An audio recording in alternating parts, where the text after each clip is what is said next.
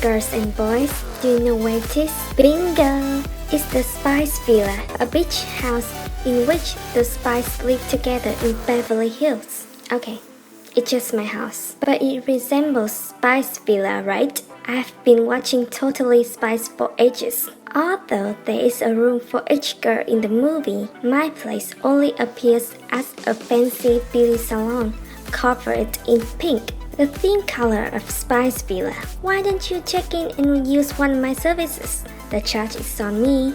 Don't thank me yet. Like and subscribe for more house ideas first. Good luck guys and bye!